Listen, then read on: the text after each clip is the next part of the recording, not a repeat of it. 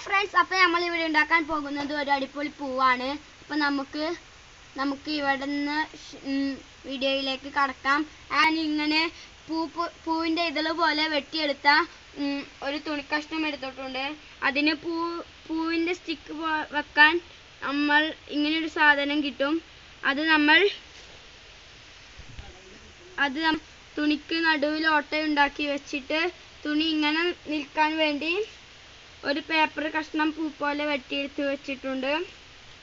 വേറെ ഒന്നുകൂടി പൂവിൻ്റെ വലിപ്പം കൂടണമെങ്കിൽ നമ്മൾ ഒന്നുകൂടി വെച്ച് വീണ്ടും ഒരു പേപ്പർ വെക്കുക. എന്നിട്ട് ഇലക്ക് വേണ്ടി നമ്മൾ ഇങ്ങനെയൊരു പൂവിൻ്റെ ഇല പോലെ ഒരു സാധനം കിട്ടും. പ്ലാസ്റ്റിക്കിൻ്റെ ആയിരിക്കും എല്ലാം. എന്നിട്ട് ഇങ്ങനെ ബാക്കിലൊരു സാധനം ഇങ്ങനെ ഒന്ന് കിട്ടും.